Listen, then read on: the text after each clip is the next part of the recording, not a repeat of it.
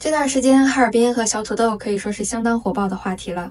现在提到土豆，大家想到的应该都是那些矮萌的南方小可爱吧？不过，小土豆这个词在加拿大已经流行了8年了。加拿大这个土豆可没有南方小土豆那么可爱，他是一个身高1.88米、风度翩翩的大帅哥。他就是加拿大总理贾斯汀·特鲁多 （Justin Trudeau）。因为他的名字听起来很像是土豆的谐音，所以一直被华人昵称为小土豆。为什么是小土豆呢？因为他的父亲是加拿大备受爱戴的前总理皮埃尔·特鲁多，也是正式承认中华人民共和国的加拿大总理，比尼克松访华还早了1年多呢。但是这位年轻的小土豆可并没有像他父亲那样深受加拿大人的尊重。作为自由党的主要代表人物，特鲁多以左派立场推行了一系列政策，包括大麻合法化和收紧枪支管控，并且大量接收来自叙利亚和乌克兰等战争地区的难民，甚至为许多不符合移民条件的人提供了居民身份。这些措施一方面体现了加拿大的人道主义，但同时也对社会资源和服务带来了一定的压力。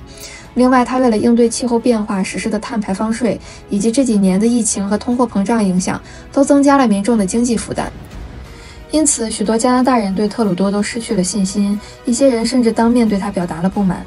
去年10月，特鲁多在多伦多街头的一次活动中就遭遇了一名男子的辱骂。Hey there, how you doing? Shaking your hand, bro.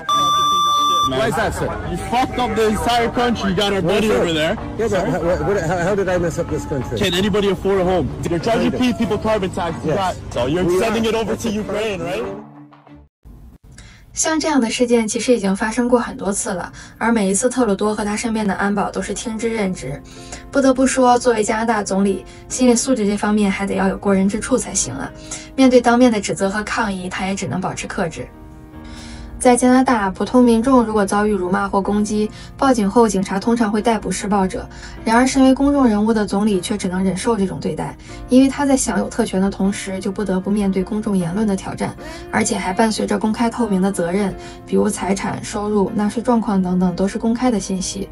这方面也体现了加拿大对言论自由和人权尊重的平衡。加拿大公民如果对现任总理或者是政府的做法不满意，就可以在下次选举中用选票让他重新找工作。由于钟摆效应，加拿大的政治倾向和政策会在不同的观点之间摇摆，以维持一种平衡，防止过度偏向任何一方。就像开车一样，偏左的时候往右打打方向，偏右了再往左回一回。国会、司法系统还有媒体都会时刻监督着政府。所以加拿大的总理和政府官员本质上就是给国民打工的，得靠民众的支持才能继续工作。如果表现得不好，大家就会用选票炒掉他。可以说，加拿大尊重并保护所有群体，这点体现在生活的各个方面。我刚来加拿大的时候，一开始还不太习惯这边车让人，过马路的时候总是会和车让来让去。在这边，如果车被贴了不合理的罚单，可以去法庭申诉。有一次，我一个朋友把车停在他家楼下的访客车位，但是忘了填访客记录，所以被贴了罚单。他就去上庭申诉，结果警察因为太忙没有时间出庭，他也就那么莫名其妙的胜诉了。还有，在加拿大所有的公共区域都可以看到各种残疾人的专用设施，所有的停车场一定设有残疾人车位。如果没有残疾证就占用残疾人车位的话，在多伦多会有75加元的罚款。尽管金额不算很高，但也几乎不会有人随便去占用残疾人车位。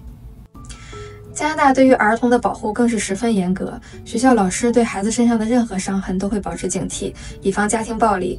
我一个朋友的孩子之前还因为身上的胎记被老师怀疑是遭到家长殴打，差点就报了警。后来他去医院开了证明，提供给学校，才把这事儿给解释清楚。另外，加拿大的安博警报系统在儿童遭到绑架的时候也发挥了很大的作用。一旦发出警报，每一个人的手机都会收到相关的信息，这也多次帮助警方迅速地找到了失踪儿童。不仅是人，加拿大对动物的保护也特别重视，有严格的动物保护法。有一次夏天，我把小狗单独留在车里面，就去商店里面买东西。因为当时车里还残留一些冷气，所以我就没有开窗户，结果被路过的人看到报了警。我只进去了10分钟的时间，等我出来的时候，已经有2个警察在车前面等我。我当时跟警察再三保证，以后一定不会再这样做，警察才没有追究。有的时候，如果警察评估情况严重的话，可能会面临高达5000加币的罚款。总之，在加拿大，不论是人还是动物，都会受到保护和尊重。好了，今天就聊到这儿吧。希望你们喜欢这些关于加拿大的小片段。如果你有任何想法或者是经历，欢迎在评论区分享，也不要忘记关注、点赞、收藏哦。我们下期再见，拜拜。